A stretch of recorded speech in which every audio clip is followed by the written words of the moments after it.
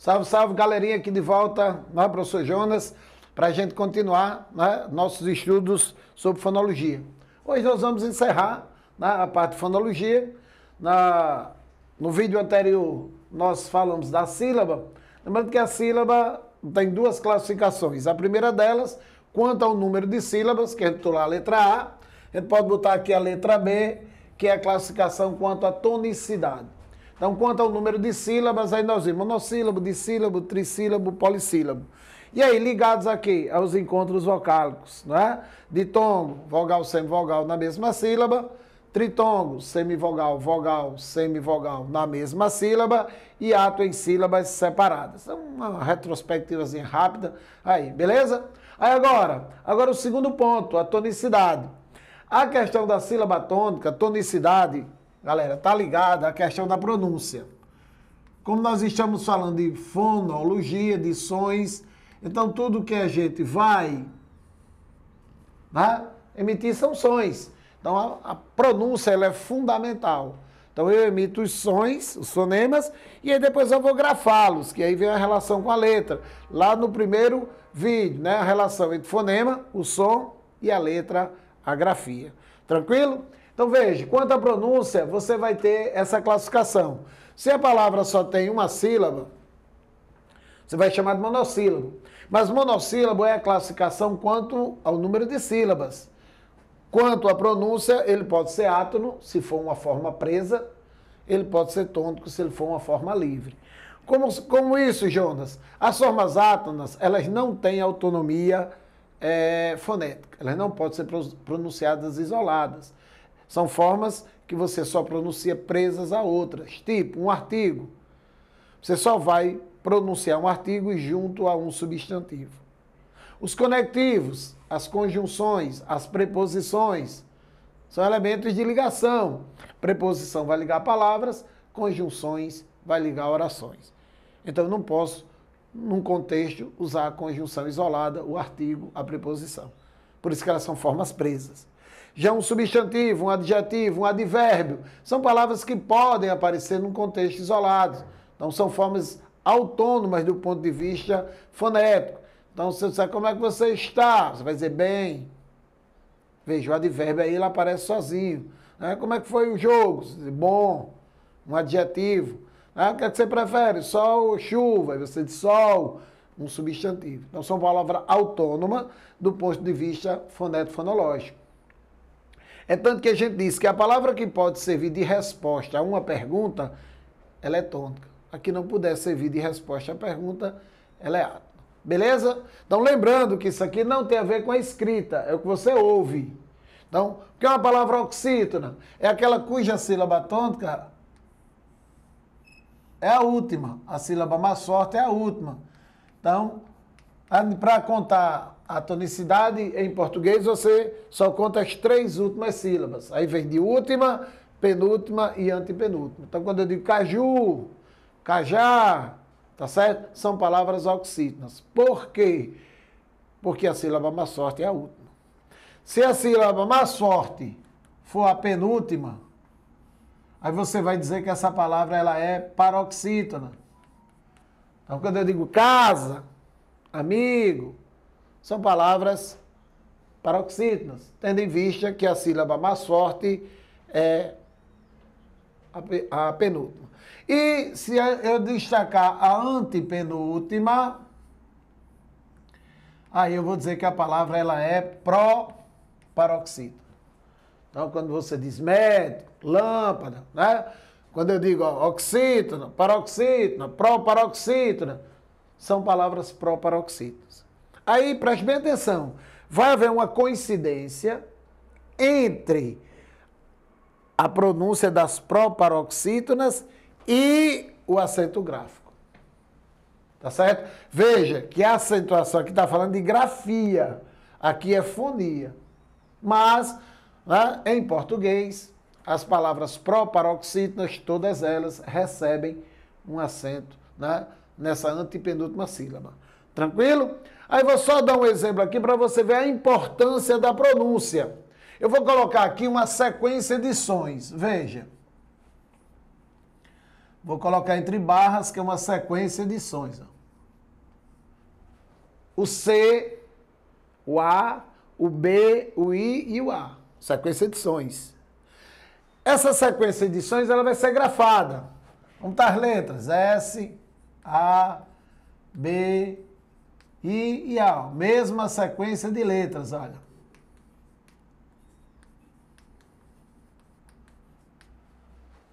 E agora, que palavra será aqui? Você só vai saber se eu pronunciar.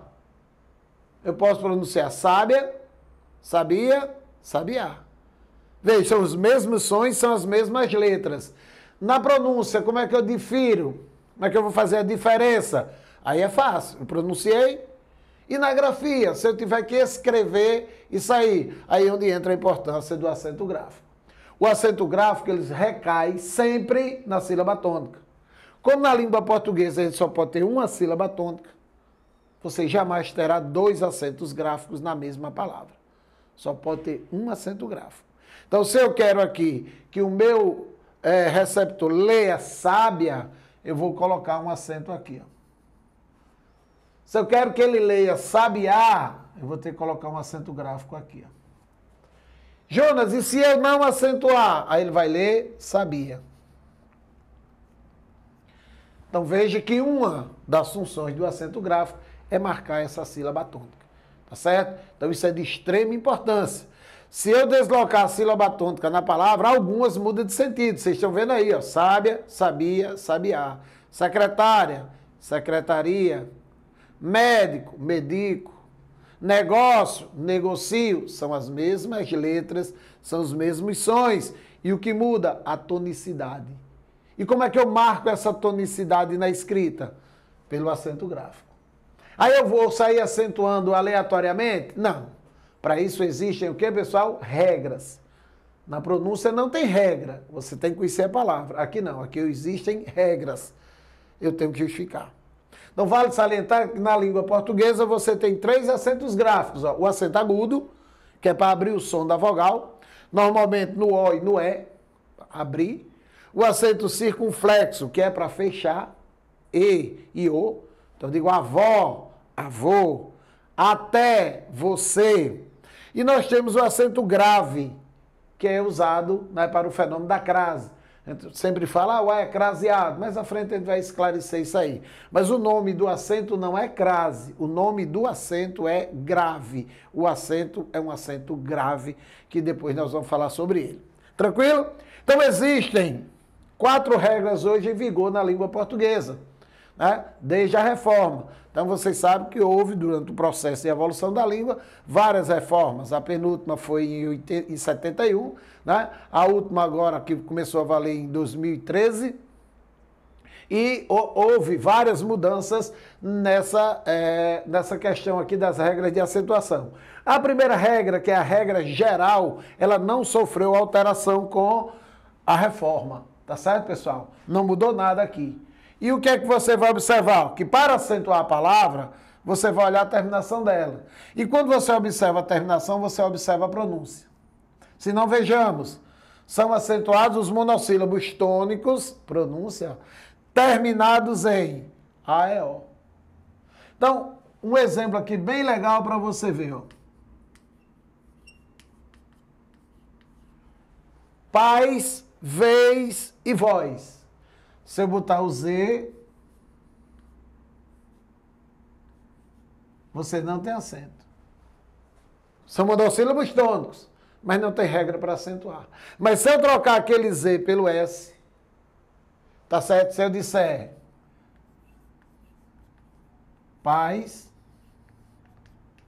vez e voz, agora tem acento. E por quê? Porque tem uma regra que justifica.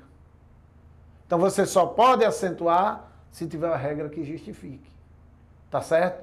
Então, pais é monossílabo tônico, mas não tem acento. Pais com S, porque a regra diz que terminar em A e O, seguidos ou não de S. Beleza? Oxítona. Caju é oxítona, termina em U. A sílaba tônica é no U, ó, caju. Tem acento? Não. Por quê? Porque a regra diz que tem que terminar em A e O, em ENS. Então, jacajá, café, cipó, vai ter o acento. Armazém, armazéns, singular ou plural, você vai colocar o acento, porque a regra da terminação, ela vai abonar isso aqui. E olha o que é interessante sobre as paroxítonas. Os livros trazem várias terminações, L, R, X, PS, o M, o NS. Sem mais delongas, segue aqui a dica. Olha, você vai dizer assim, todas as paroxítonas são acentuadas, desde que ela termine diferente das oxítonas. Como é, professor? Se a paroxítona terminar diferente de A e O em ens, você acentua. Dê um exemplo aí para a gente ficar esperto. Pólen, no singular, tem acento. É paroxítona terminada em EN. Se você botar a mesma palavra no plural, ela perde o acento. Ela não deixou de ser paroxítona, mas perdeu o acento. Por quê? Porque a terminação agora ficou igual à das oxítonas. Beleza? Então vai uma dica. Aprende a regra das oxítonas. AEO em ens. O AEO você usa para o monossílabo tônico. Diferentemente de AEO em ens, você usa para as paroxítonas. Gostou da dica? Resolve. Agora, como a língua há uma mudança nela, a língua é viva, eu não posso chegar a dizer é única essa regra, existem outros casos. Então, por necessário outras regras para justificar. Por exemplo, céu é um monossílabo tônico e tem acento. Mas a terminação já não é. A palavra céu já entra no ditongo aberto. Então, 3 ditongos abertos serão acentuados, independente de ser monossílabo ou oxítona. Então, ei, oi e el. Lembrando que a regra mudou aqui, galera. Esse ei, oi, el, só no final da palavra. Vamos dar um exemplo bem legal. Dói, oi, acentuado. Herói, acentuado. Heróico, sem acento. É ditongo aberto, mas perdeu o acento, porque a regra diz que só no final das palavras. Beleza? Terceira regra é a regra do hiato. O que é o hiato? Nós já vimos no vídeo anterior. Separação de vogais. Vogais em sílabas separadas. Então, qual é a vogal, ou quais são as vogais que vão receber o acento no hiato? O I e o U, quando eles são a segunda vogal tônica, estiverem sozinhos ou seguidos de S. Tá certo? Então, essa regra também mudou. Tá legal? Eram 3 hiatos. O e E. Vou, perdoo, enjoo. Perdeu o acento no O. Crei, lei, dei, veio. Os verbos crer, dar, ler e ver. No plural também perderam o acento. Só ficou a regra do I e do U, com algumas ressalvas. Isso aí você tem que estudar. Eu costumo dizer, acentuação gráfica, que são regras, a gente não ensina. O aluno aprende, porque aí é na prática, e aí nós vamos ver nas nossas listas de exercícios, né? Vocês vão acompanhar uma aula que nós vamos fazer sobre cada assunto desse, só correção de exercício, aí serão aulas práticas. E a última dessas regras vai envolver o que eles chamam de acento diferencial. Palavras homônimas, que é homo, igual, nomes iguais. Por exemplo, você tem a palavra por. Aí eu vou dizer por verbo ou por preposição. Como é que eu diferencio? O verbo receberá um acento circunflexo. Aí esse acento vai ser um acento diferencial. Tá? Mas para os acentos diferenciais, nós chamamos a atenção para os verbos ter e vir. São os que mais caem em prova. Mas por que isso, Jonas? Porque no singular, ele não tem acento. Ele tem, ele vem. Já no plural, na terceira do plural, você vai colocar o acento circunflexo. Eles têm, eles vêm. O ouvido não acusa. Se eu disser, o aluno estuda para a prova, os alunos estudam para a prova. Se os alunos estudam, você, opa, não estudam não, beleza.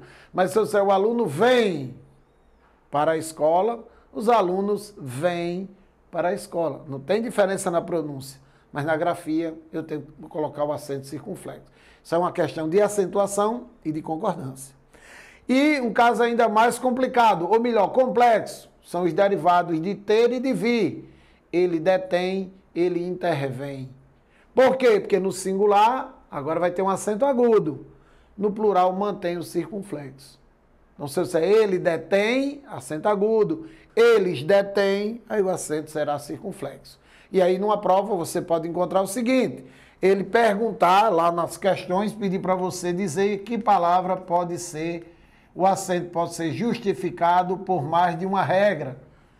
Detém, eu posso enquadrar nas oxítonas, terminado em EM, ou eu posso colocar no acento diferencial. Então, aí você tem duas justificativas. Tranquilo, pessoal? Então, aqui a gente encerra esse conhecimento de fonologia. Lembrando que as listas de exercícios estarão colocadas, né, aí na descrição do vídeo, quando vocês, né, forem olhar, tá bom? E aí a gente convida vocês no próximo encontro para entrar já agora na questão da morfologia. Vamos começar agora com a segunda parte da gramática. Tranquilo? Então, estamos juntos. Até breve.